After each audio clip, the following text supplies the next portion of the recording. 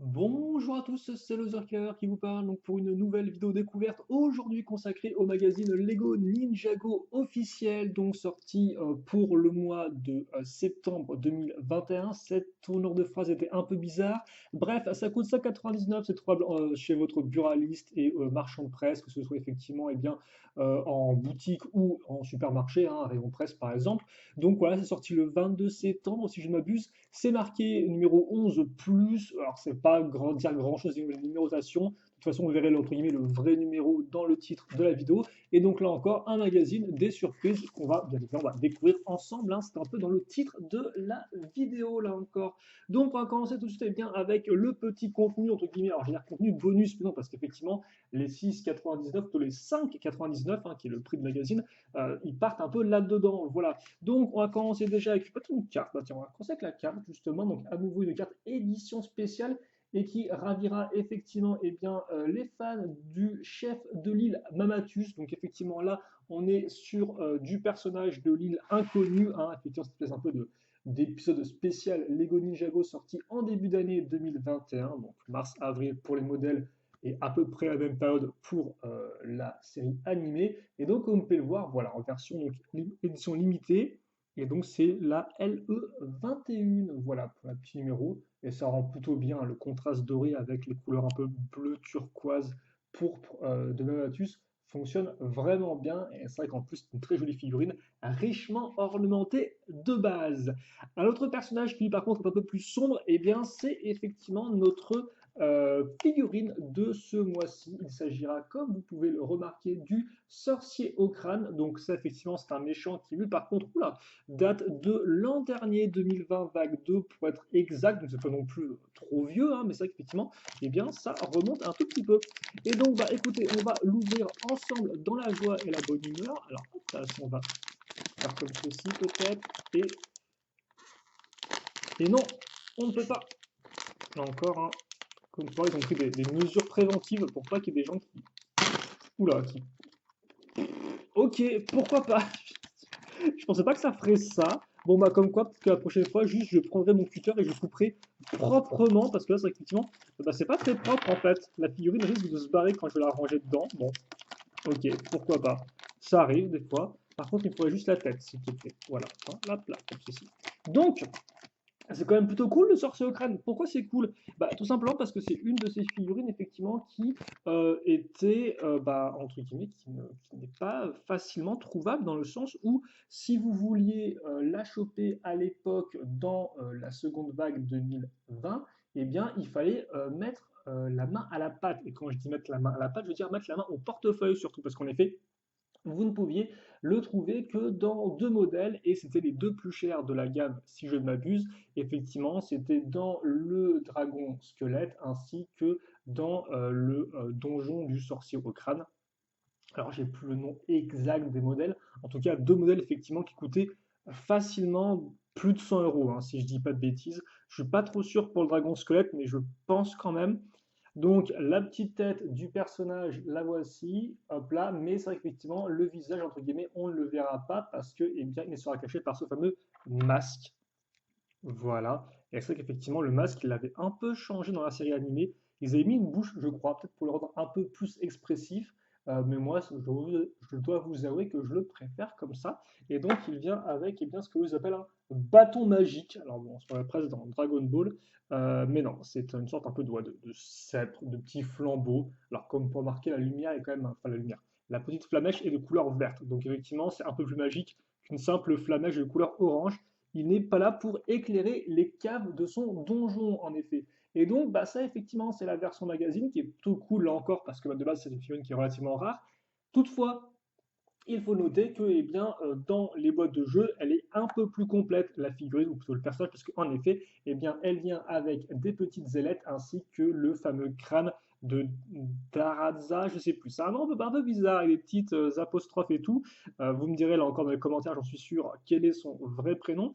Donc voilà, donc une différence, effectivement, pas d'aile et pas non plus de crâne. Mais bon, après, hein, vous pouvez aussi prendre un crâne de squelette si vous avez notre collection, et pour les ailes, vous pouvez remplacer ça par autre chose éventuellement, si vous voulez rendre votre sorcier au crâne un peu plus complet. En tout cas, voilà effectivement pour Ça, donc il n'y a pas grand-chose de plus à en dire, mais c'est vraiment très cool. Et effectivement, la dernière fois qu'on a vu un méchant, un grand méchant dans les magazines, je crois que c'était le l'Empereur de Glace. Donc bon, c'était pas non plus si lointain que ça, c'était le grand méchant de 2019 quant à lui.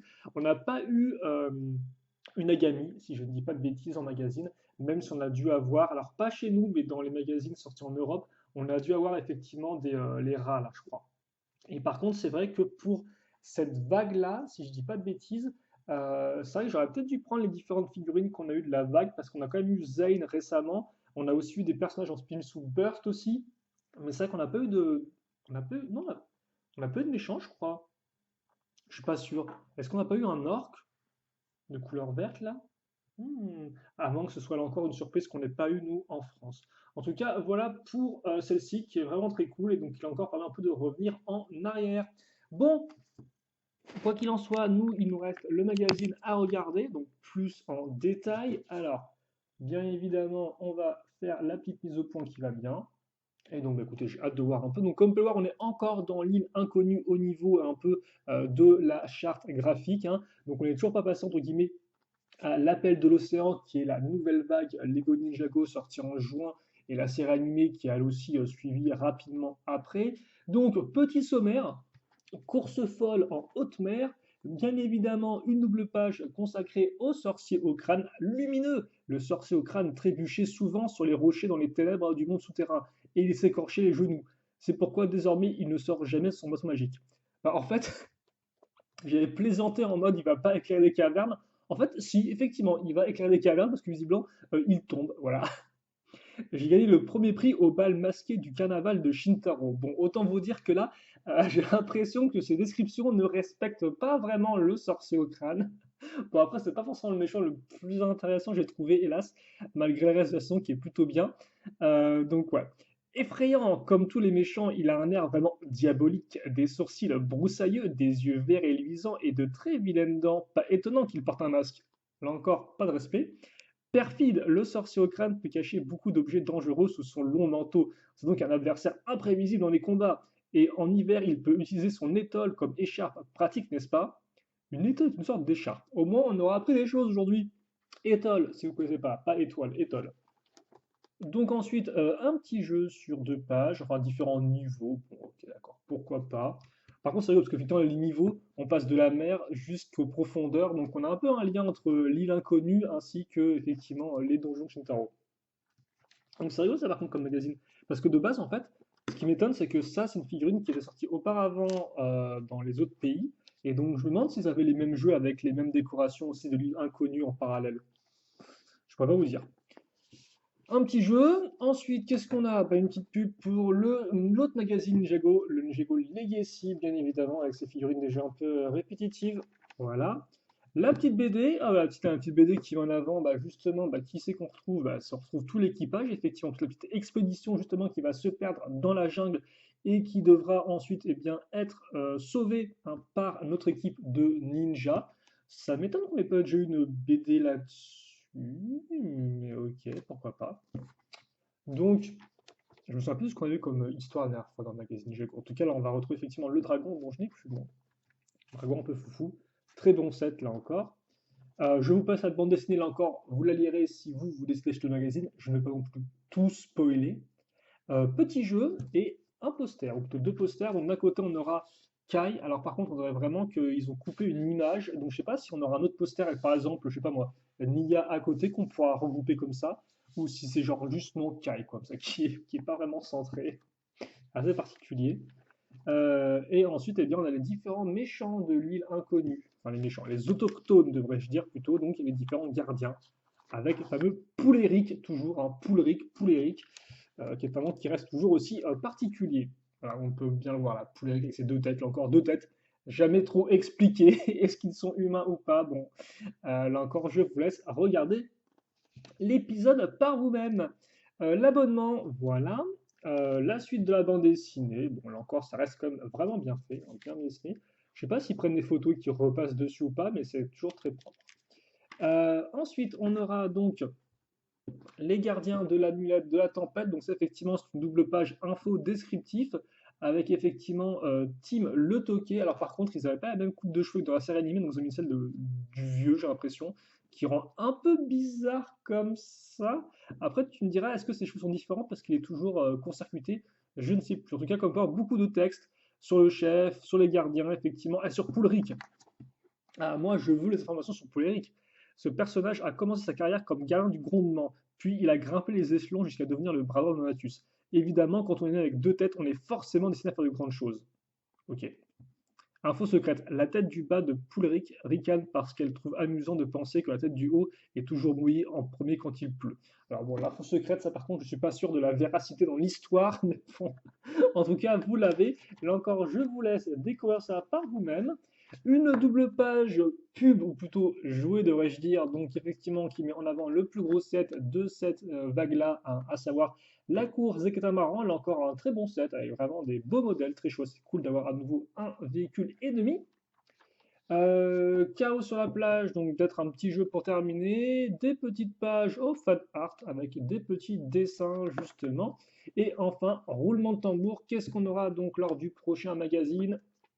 Je ferme les yeux, j'ouvre les yeux et oh, visiblement on y est. On y est effectivement. Nouvelle aventure le 27 octobre, donc on n'aura pas à attendre 2 mois. En effet, ce sera effectivement à la fin du mois prochain. Et comme vous pouvez le voir, c'est parti. On entre dans le grand bain, effectivement, hein.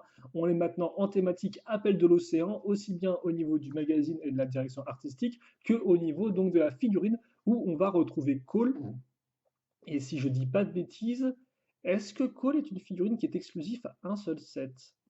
Parce que je sais que Nia en tenue de plongeon comme ça, c'est le cas. Cole. Est-ce qu'il est pas trop. Ah non, non, je crois qu'il est sorti avec dans le Bounty sous-marin et aussi peut-être dans le véhicule de J. Cole. Donc c'est pas non plus la figurine la plus rare.